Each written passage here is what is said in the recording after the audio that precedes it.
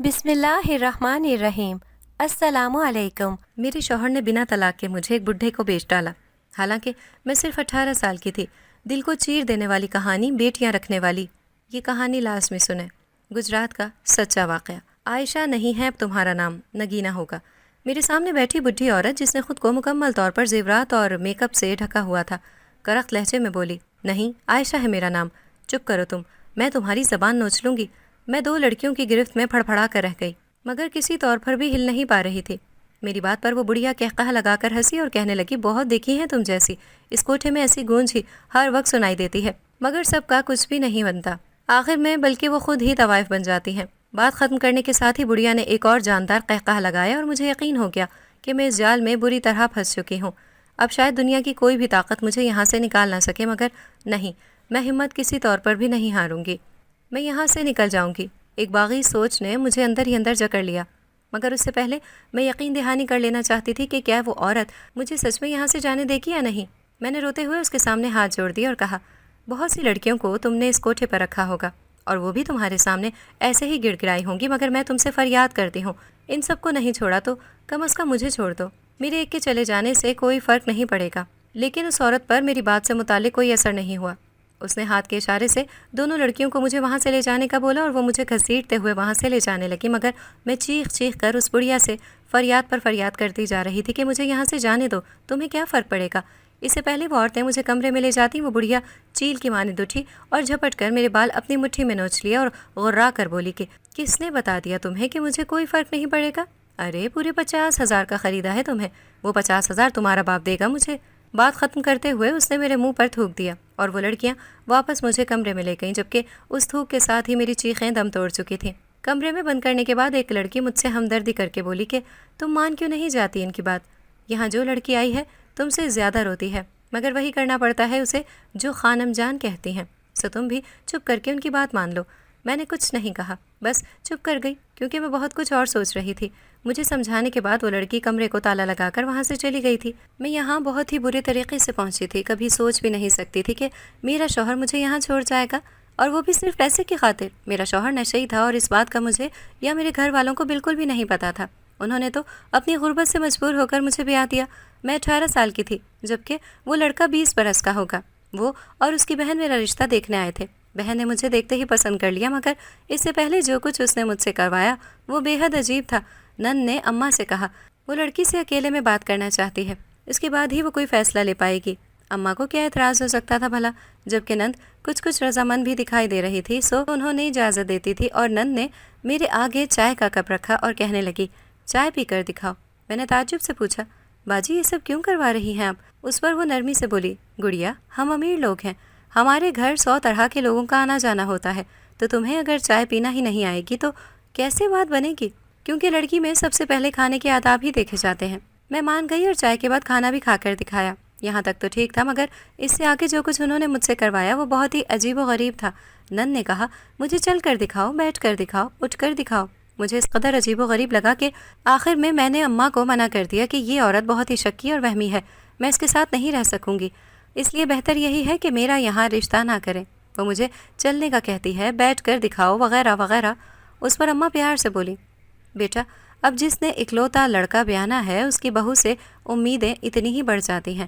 اب تم خود دیکھو، اچھے بھلے وہ لوگ ہیں، بغیر جہیز کے لے رہے ہیں تمہیں، اور ہمیں کیا چاہیے بھلا؟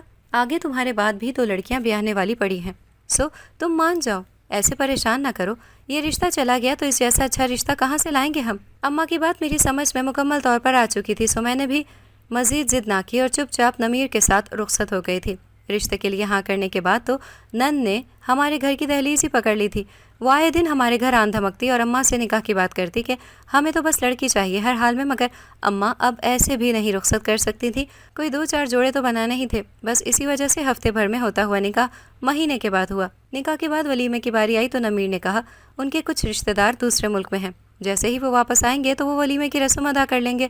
مجھے ان کے گھر کو دیکھ کر لگتا تو نہیں تھا کہ ان کے رشتہ دار بیرون ملک میں بھی مقیم ہوں گے، کیونکہ ان کا گھر کوئی بہت امیروں والا نہیں تھا، بس ابا کے سامنے وہ 2 منزلہ مکان ہی کسی عالیشان محل سے کم نہیں تھا۔ میری نند کی شادی نہیں ہوئی تھی، مگر میں نے اپنی شادی کے بعد اسے کبھی بھی اپنے سسرال میں نہیں دیکھا تھا۔ وہ بس میری شادی تک وہاں رہی، مگر 2 دن بعد غائب ہو گئی۔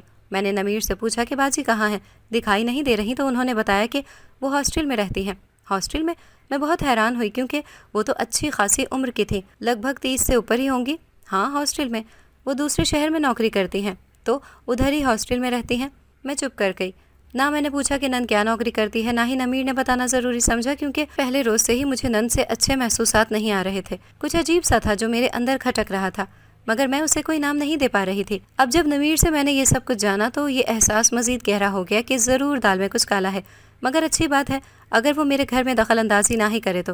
میں نے اس پر مٹی ڈال کر اپنے گھر کو سنوارنے کی کوشش شروع کر دی، مگر تعجب اس بات پر تھا میں چاہے کچھ بھی اچھا کر لیتی، خواہ وہ گھر کا کوئی کام ہوتا یا کھانا اچھا بنانا ہوتا یا کم از کم خود کو ہی سنوارنا ہوتا، نمیر نے کبھی بھی میری تعریف نہیں کی تھی۔ ان کے تاثرات میرے معاملے میں ہمیشہ سرد ہی رہتے تھے۔ میری شادی کو ہفتہ ہوا تو میں الجھ چکی تھی، لگ نہیں رہا تھا کہ ابھی ہمارا نیا نویلا جوڑا ہے، یوں محسوس ہو رہا تھا کہ نمیر کے ساتھ بیاہ کر کے غلطی کی ہے۔ سو اس بات کا اظہار 3 دن سوچنے کے بعد میں نے کر ہی دیا اور پوچھا، نمیر اگر آپ کو مجھ سے کوئی شکایت ہے تو بتائیں، میں خود کو تبدیل کر لوں گی، مگر ایسے میرے ساتھ خاموشی اختیار نہ کریں۔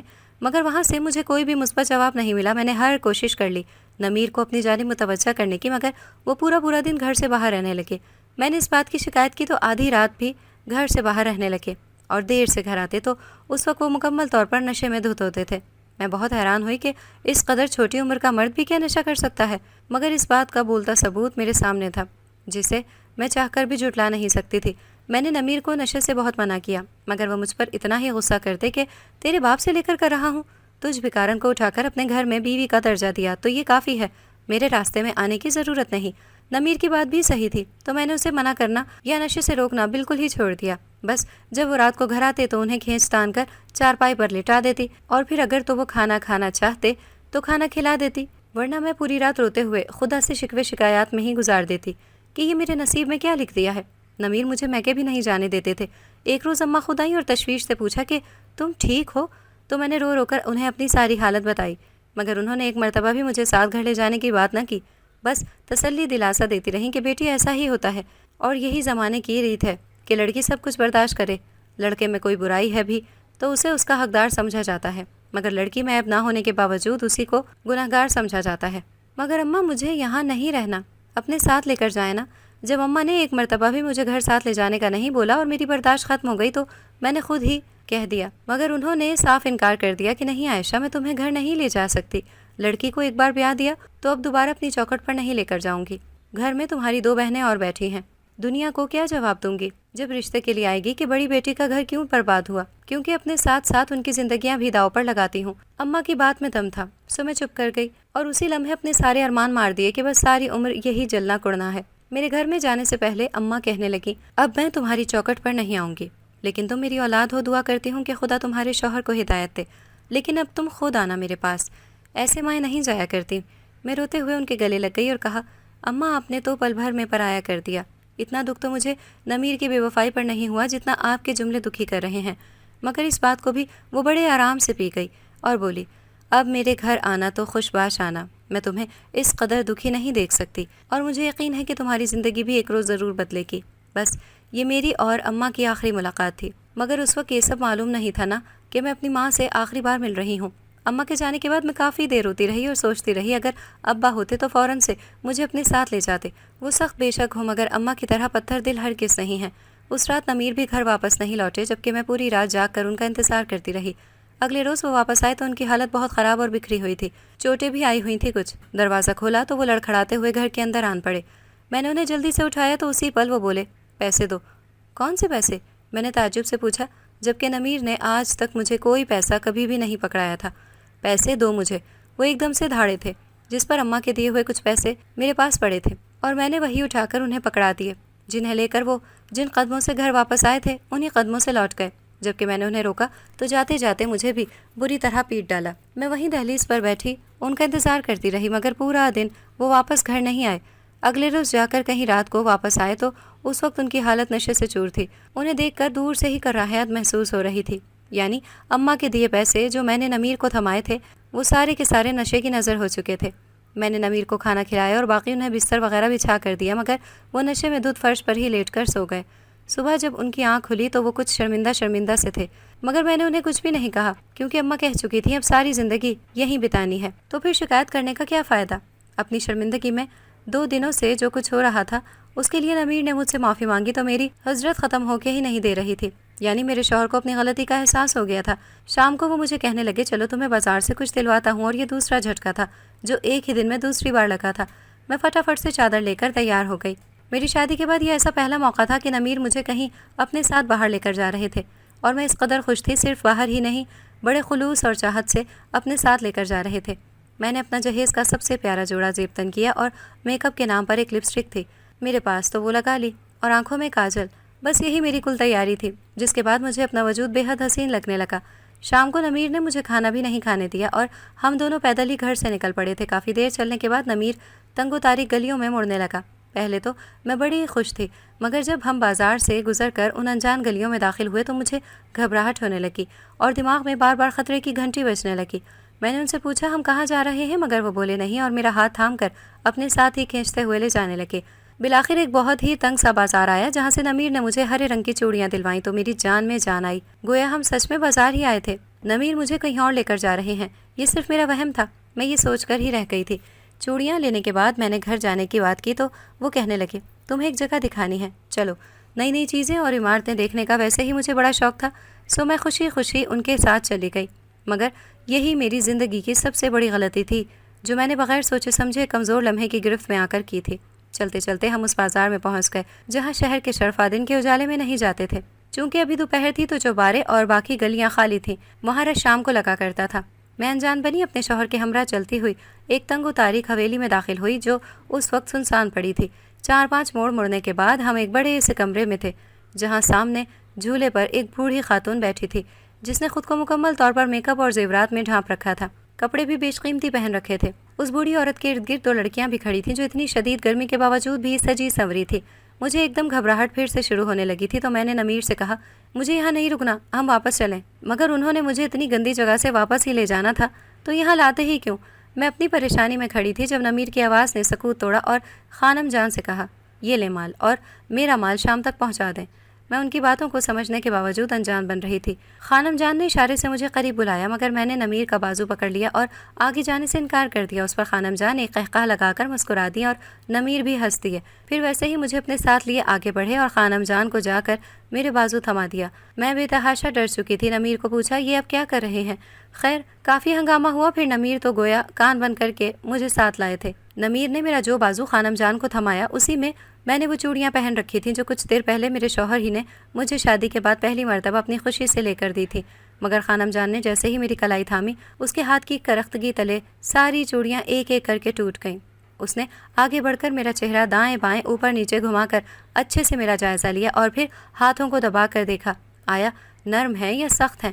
پھر نمیر کو میرے بال کھولنے کا بولا اور آخر میں مطمئن ہو کر نمیر سے بولی مال اچھا لائے ہو، مگر آنے میں دیر کر دی تو اب 1 لاکھ کی جگہ صرف 50,000 روپے۔ اس پر نمیر ایک دم سے چیخ پڑے کہ کیوں، کیا قصور ہے میرا؟ مگر خانم جان کو متعلق فرق نہ پڑا تھا۔ وہ بڑے آرام سے بولی شادی کو 2 ماہ ہو چکے ہیں اور معاہدہ تھا نکاح ہوتے ہی اسے اڈے پر چھوڑ جاؤ گے، مگر تم نے دیر کی، اور وہ بھی 2 ماہ۔ شکر کرو کہ پیسے دے رہی ہوں۔